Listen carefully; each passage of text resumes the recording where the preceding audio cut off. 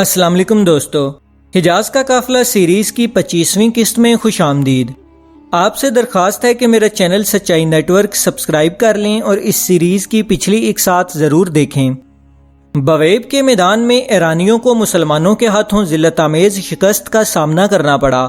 ایرانی لشکر مسلمانوں سے 10 گنا بڑا تھا، مگر غروب آفتاب تک میدان جنگ ایرانیوں کی لاشوں سے بھر چکا تھا اور بقیہ لشکر دریا میں کود رہا تھا یا خشکی کی طرف فرار ہونے کی کوشش کر رہا تھا۔ ایرانیوں نے بویب کی جنگ میں جس تباہی کا سامنا کیا، اس کے پیش نظر مسلمانوں کو ان کی طرف سے کسی فوری اقدام کا خدشہ نہ تھا۔ چنانچہ رمضان کے دنوں میں اسلامی لشکر کی سرگرمیاں زیادہ تر دجلہ و فرات کے درمیانی علاقوں میں ایرانیوں کی چوکیوں پر حملہ کرنے یا ان قبائل کا اعتماد بحال کرنے تک محدود تھیں جنہیں جسر کے نتائج نے عراق میں اسلام کے مستقبل کے متعلق مایوس کر دیا تھا۔ مثنیٰ بن حارثہ ہر وقت مفتوحہ علاقوں کے انتظام میں اور اپنے سالاروں کو اگلے مارکوں کے متعلق ہدایات دینے میں مصروف رہتے۔ ان کا زخم مکمل ٹھیک نہیں ہوا تھا اور آرام نہ کرنے کی وجہ سے مزید خراب ہو چکا تھا۔ طبیب انہیں خبردار کر چکے تھے کہ اگر انہوں نے مکمل آرام نہ کیا تو یہ زخم ان کے لیے جان لیوا ثابت ہوگا، مگر وہ اس بات پر بہت خوش تھے کہ انہوں نے بویب کے میدان میں فارسیوں کی جنگی طاقت کو ریزہ ریزہ کر ڈالا۔ مثنیٰ بن حارثہ کے سالاروں اور ان کی اہلیہ نے ان کو سمجھانے کی بہت کوشش کی کہ وہ آرام کریں، مگر وہ ہمیشہ یہی کہتے کہ اب مدائن پہنچ کر ہی آرام کروں گا۔ مسلمان فارسیوں کے خلاف فیصلہ کن مارکے کی تیاری کر رہے تھے۔ حضرت مثنیٰ ایک قاصد مدینے میں حضرت عمر رضی اللہ عنہ کی خدمت میں روانہ کر چکے تھے۔ مدینے سے کمک کے متعلق حوصلہ افزا خبر آتے ہی مثنیٰ بن حارثہ نے بویب کے میدان سے مدائن کی طرف کوچ کا حکم دیا۔ مثنیٰ بن حارثہ نے جب مدائن کی طرف پیش قدمی کا حکم دیا تو اسلامی لشکر کے سالاروں اور قبیلے کے سرداروں نے انہیں مشورہ دیا، آپ کو کچھ دن آرام کرنا چاہیے، فوری پیش قدمی سے آپ کا زخم مزید خراب ہونے کا خطرہ ہے۔ مگر مثنیٰ بن حارثہ نے کہا، دشمن پر اس وقت ہماری ہیبت طاری ہے، وہ کسی بھی میدان میں ہمارے سامنے نہیں ٹھہرے گا، ہمیں انہیں یہ موقع نہیں دینا چاہیے کہ وہ تازہ دم لشکر لے کر مسلمانوں کے مقابلے پر آئیں۔ مثنیٰ بن حارثہ کا حکم ملتے ہی لشکر کوچ کے لیے تیار ہو گیا۔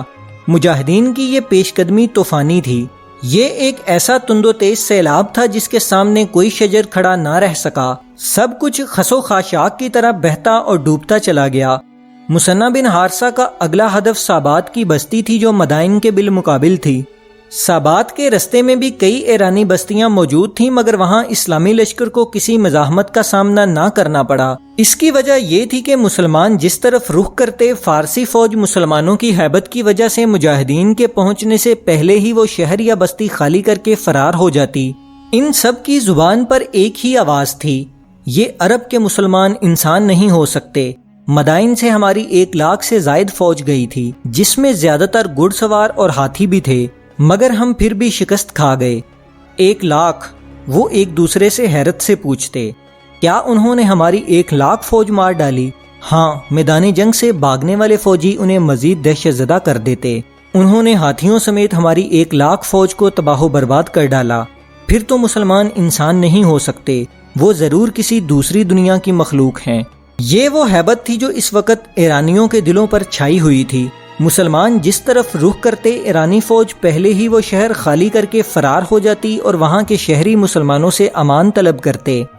فارس کی فوج کی اس خوفزدگی کو بہت سارے یورپی مورخین نے بھی لکھا ہے کہ مسلمان عقیدے کی خاطر لڑ رہے تھے جبکہ فارسی تنخواہ کے لیے لڑتے تھے۔ اس لیے کسریٰ کی فوج اپنی کثیر تعداد اور لاتعداد جنگی وسائل کے باوجود کسی بھی میدان میں اسلامی یلغار کا مقابلہ نہ کر سکی۔ مسلمانوں کا لشکر سابات کی طرف پیش قدمی کر رہا تھا۔ رستے میں آنے والے چھوٹے بڑے شہروں کو فتح کرنے کے بعد مثنیٰ بن حارثہ سابات کے قریب پہنچ چکے تھے۔ ان کا زخم مزید بگڑ چکا تھا اور ان کے پہلو کے زخم سے درد کی ٹیسیں اٹھنے لگیں۔ فوری طبیب کو بلایا گیا اور انہوں نے امیر لشکر کو دوائی پلانے کے بعد آرام کرنے کا مشورہ دیا، مگر یہ وہ مشورہ تھا جس پر مثنیٰ بن حارثہ کبھی عمل نہیں کرتے تھے۔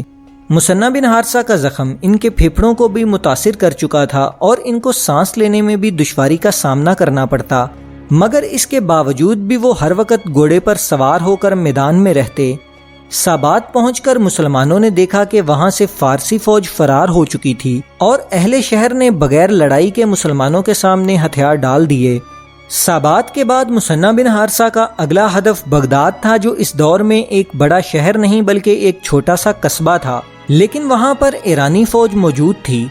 مسلمانوں کے بغداد پہنچنے سے پہلے وہاں پر دوسری بستیوں اور شہروں سے فرار ہونے والے ایرانی سپاہی پہنچے۔ انہوں نے بغداد میں اتنی دہشت پھیلا دی کہ مجاہدین کے پہنچنے پر وہاں موجود فوج کے دستے بہت بے دلی سے لڑے اور تھوڑی دیر میں کچھ دستے فرار ہو گئے اور باقیوں نے مسلمانوں کے سامنے ہتھیار پھینک دیے۔ اس کے بعد مثنیٰ بن حارثہ بغداد کے قریب ہی ایک مقام تقرید پر پہنچے اور اپنے لشکر کو خیمہ زن ہونے کا حکم دیا۔ ہماری اگلی منزل مدائن ہے اور مجھے یقین ہے کہ یہ ہماری آخری منزل ہوگی۔ مدائن ایران کا دارالحکومت ہے، اگر ہم مدائن میں داخل ہو گئے تو سارا فارس ہمارا ہوگا، حضرت مثنیٰ بن حارثہ نے اپنے سالاروں سے کہا۔ دوسری طرف مدائن میں خانہ جنگی مکمل طور پر ختم ہو چکی تھی اور کسریٰ کے تخت پر خسرو پرویز کے بیٹے یزدگرد کو بٹھا دیا گیا۔ ایرانی تخت پر کسریٰ خسرو پرویز کے بیٹے کے بیٹھنے کی وجہ سے تمام امرائے سلطنت اور فوجی افسران نے اس کی اطاعت قبول کر لی اور اس کی قیادت میں متحد ہو گئے۔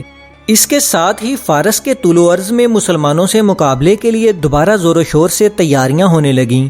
مدائن میں ایک بہت بڑی فوج کی تیاری شروع ہو چکی تھی۔ لوگ جوک در جوک اور نئے ولولے کے ساتھ اس لشکر میں شامل ہو رہے تھے۔ فوج کی نفری اور گھوڑوں کی تعداد دن بدن بڑھتی جا رہی تھی۔ دوسری طرف مثنیٰ بن حارثہ 4000 مجاہدین کے ساتھ تقرید کے مقام پر موجود تھے اور اس بات پر پریشان تھے کہ وہ اپنی نفری کی کمی کو کیسے پورا کریں۔ پورا ایران مسلمانوں کے خلاف یزدگرد کی قیادت میں جمع ہو رہا تھا اور اس بات کا قوی امکان تھا کہ ایرانی اس بار جو لشکر جمع کریں گے وہ پہلے والے لشکروں سے کئی گنا بڑا ہوگا۔ ایرانی امراء اور سردار یزدگرد کو یہ خوشخبری سنا رہے تھے کہ یہ لشکر اتنا عظیم الشان ہوگا کہ ایران کی 1000 سالہ جنگی تاریخ میں ایسا لشکر جمع نہیں ہوا ہوگا۔ دوسری طرف مثنیٰ بن حارثہ کو مدینے کی طرف سے حوصلہ افزا پیغام موصول ہوا تھا، مگر ابھی تک وہاں سے کمک کی روانگی کی کوئی اطلاع نہیں تھی۔ مثنیٰ بن حارثہ بیماری کی حالت میں اپنے چند ہزار مجاہدین کے ساتھ تقرید کے مقام پر ڈیرے ڈالے ہوئے تھے۔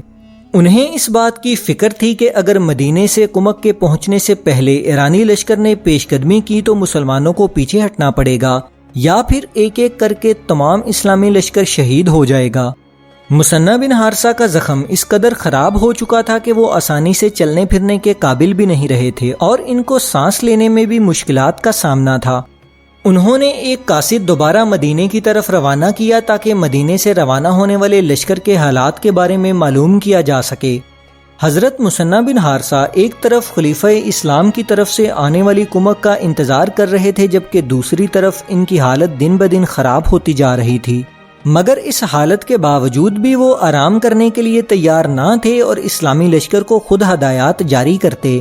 مدینے سے کمک کی آمد اور اس کے بعد کے حالات کی تفصیل انشاءاللہ اگلی قسط میں بیان کی جائے گی۔